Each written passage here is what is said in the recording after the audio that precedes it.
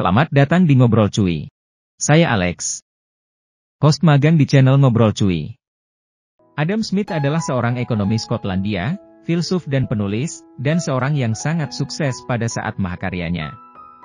The Wealth of Nations dirilis pada tahun 1776 dan pada waktu itu dianggap sangat kontroversial, tetapi telah meletakkan dasar bagi hampir semua ilmu ekonomi.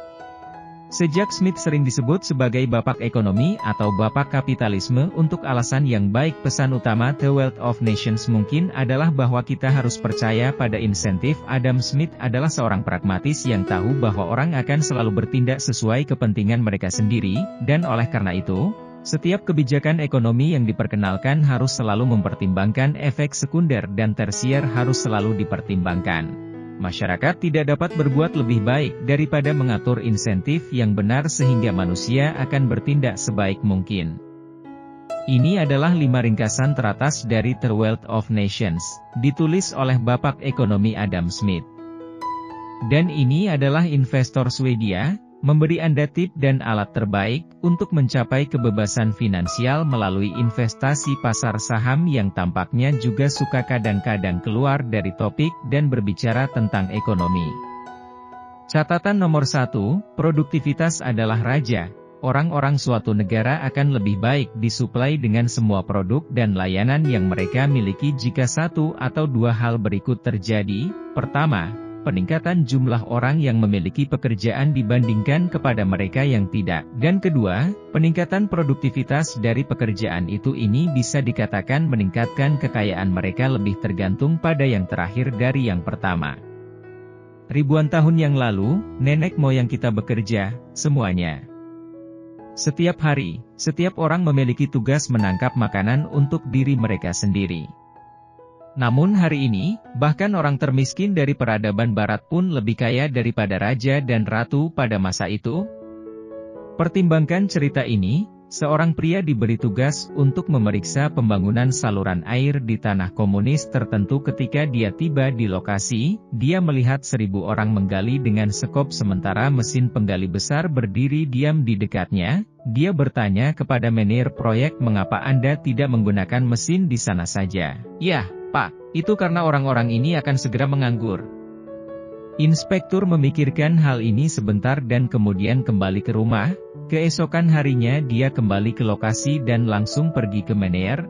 Dia menyerahkan sendok. "Mengapa Anda tidak menggunakan 1000 ini sebagai gantinya? Bagi kekayaan suatu bangsa, produktivitas adalah raja."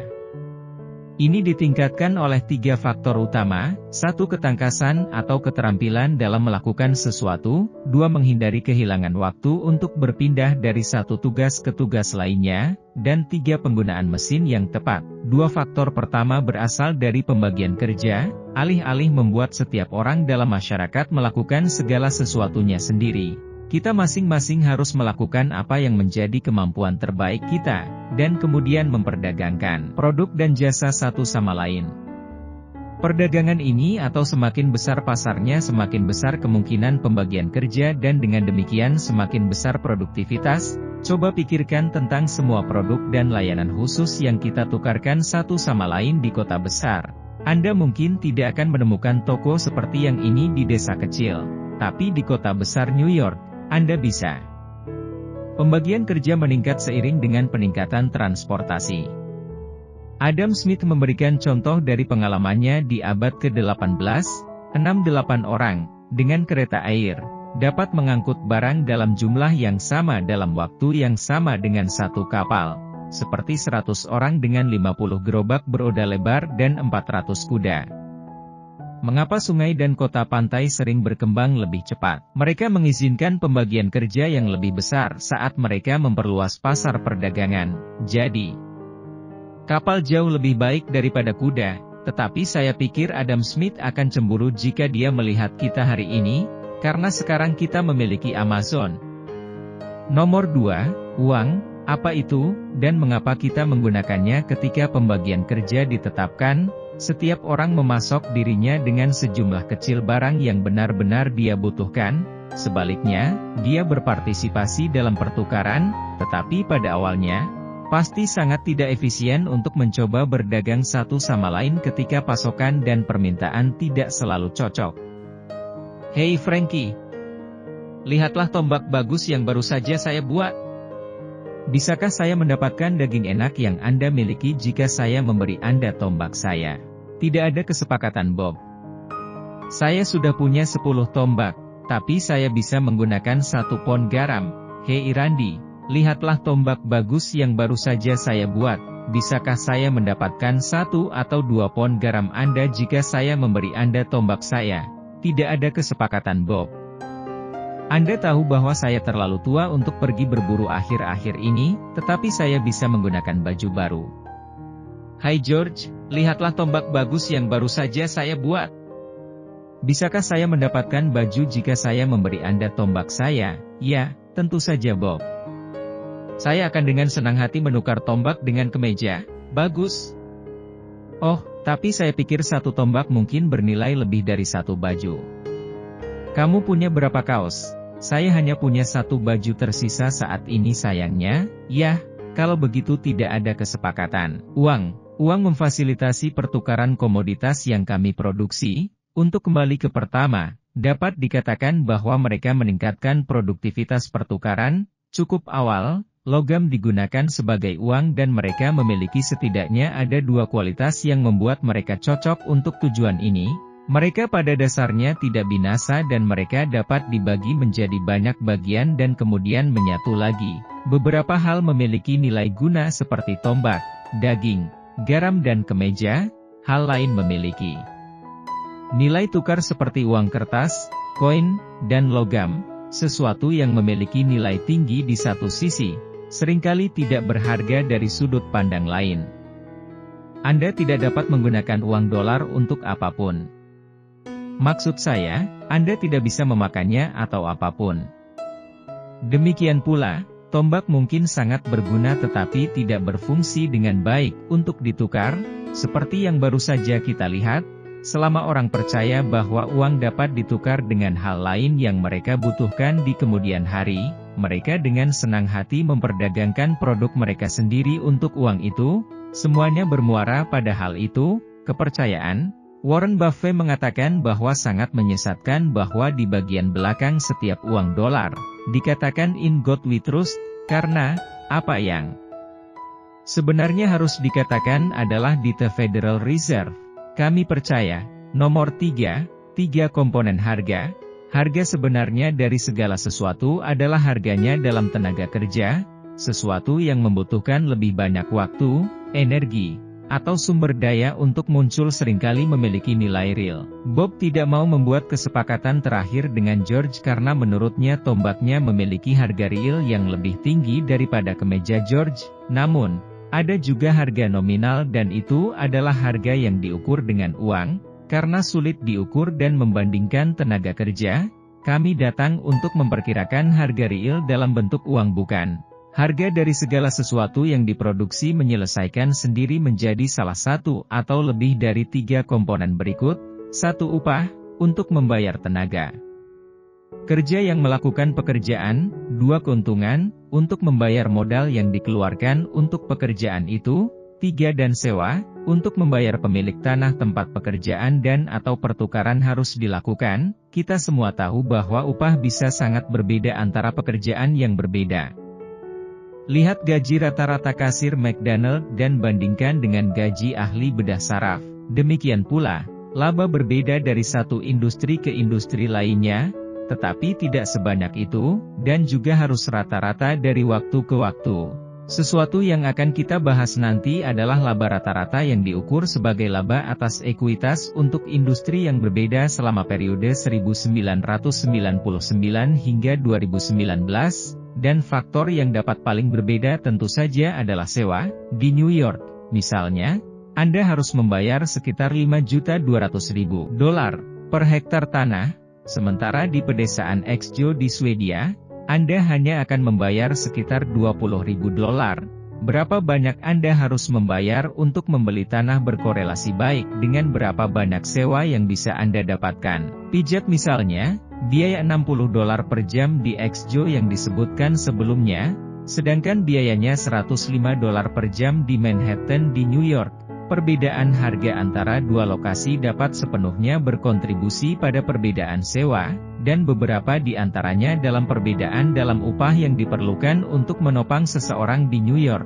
Harga suatu produk atau jasa tertentu ditentukan oleh penawaran dan permintaan, sebenarnya ditentukan oleh sesuatu yang disebut permintaan efektif, yaitu mereka yang meminta produk dengan harga tertentu. Sehingga memungkinkan untuk upah pekerja, keuntungan dan penggantian modal pengusaha, dan seringkali beberapa sewa untuk pemilik tanah. Maksud saya ingin Tesla. Hanya saja saya belum siap untuk membayar $70.000 untuk itu. Jadi saya adalah bagian dari permintaan, tetapi bukan permintaan yang efektif, yang benar-benar dapat membawa produk ke pasar. Nomor 4. 3 komponen harga. Mari kita lihat ketiga komponen ini secara terpisah. Seorang pekerja akan selalu menuntut upah agar dia setidaknya dapat membeli kebutuhan hidup untuk dirinya dan keluarganya. Ini adalah jumlah minimum yang harus dibayar oleh jenis pekerjaan yang paling sederhana sekalipun, karena jika tidak, pekerja seperti itu akan lenyap dari waktu ke waktu. Di negara-negara di mana tidak ada upah minimum, pekerjaan yang paling sederhana akan cenderung berada di tingkat ini dan tidak lebih tinggi. Ini karena pekerja berada pada posisi yang tidak menguntungkan ketika mencoba menawar berapa harga yang disebutkan sebelumnya. Yang harus digunakan untuk gaji mereka biasanya ada dalam kelimpahan dibandingkan dengan modal dan tanah, dan terlebih lagi, mereka biasanya tidak memiliki banyak uang yang disisihkan sehingga mereka tidak mampu menunggu kesempatan yang lebih baik. Tapi gaji bisa sangat berbeda yang akan kita lihat nanti. Seorang pengusaha adalah seseorang yang menggunakan modalnya untuk mendapatkan keuntungan dalam perdagangan atau industri tertentu. Semakin banyak modal yang digunakan dalam industri tertentu, semakin tinggi persaingan di sana, dan keuntungan cenderung semakin rendah. Dalam masyarakat secara keseluruhan juga.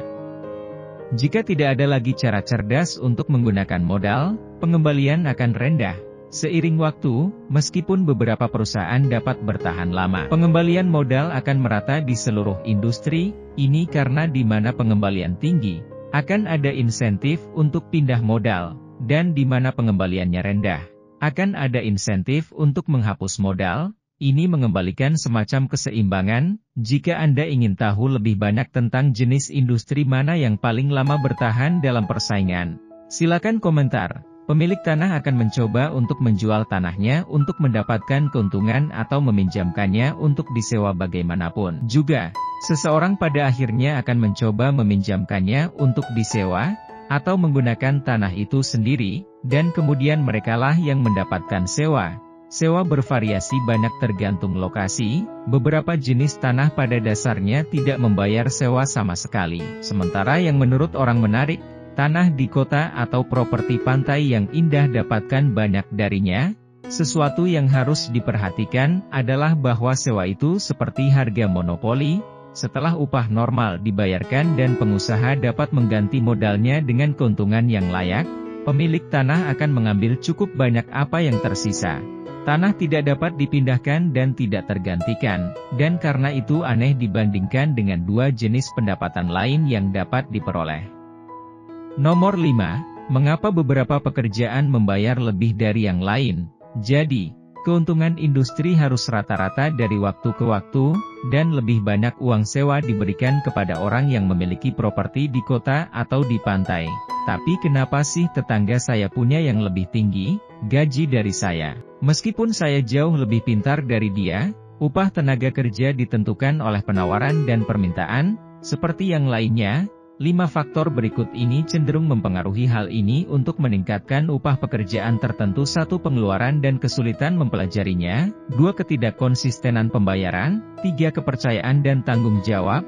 4. Ketidakmungkinan sukses. 5. Dan pekerjaan yang tidak menyenangkan. Pada abad ke-18 seorang pandai besi harus magang selama bertahun-tahun sebelum dia diizinkan untuk membuka perdagangannya sendiri. Selama waktu ini, dia mendapatkan sangat sedikit atau pada dasarnya tidak sama sekali Upah yang lebih tinggi yang dia dapatkan setelah selesai adalah kompensasi untuk tahun-tahun itu, dan magang membantu membatasi pasokan pekerja tersebut. Lebih sedikit orang yang cocok untuk jenis pekerjaan itu dan oleh karena itu upahnya lebih tinggi. Dulu, pengacara dan dokter memiliki peran seperti itu dan mereka masih memilikinya. Ketidakmungkinan untuk sukses adalah faktor lain yang penting. Upah yang diharapkan dari pekerjaan dengan tingkat kegagalan yang sangat tinggi seringkali bahkan lebih rendah dari pekerjaan normal. Tetapi orang yang berhasil biasanya mendapat gaji dari mereka yang gagal juga. Jenis orang yang mencari emas atau harta termasuk dalam kategori itu, dan di abad ke-18 yang paling kotor dan pekerjaan yang tidak menyenangkan yang mungkin didapat seseorang mungkin adalah algojo publik, dan bayarannya setelah itu. Saat ini, pekerjaan yang sulit dan mahal untuk didapatkan adalah salah satunya pekerjaan ahli bedah saraf yang disebutkan sebelumnya. Pekerjaan yang tidak konsisten mungkin adalah broker real estate. Membutuhkan banyak tanggung jawab. Adalah seorang pilot. Ketidakmungkinan sukses tinggi di antara atlet elit dan musisi, dan pekerjaan yang paling kotor dan paling tidak menyenangkan mungkin adalah manajer dana lindung nilai.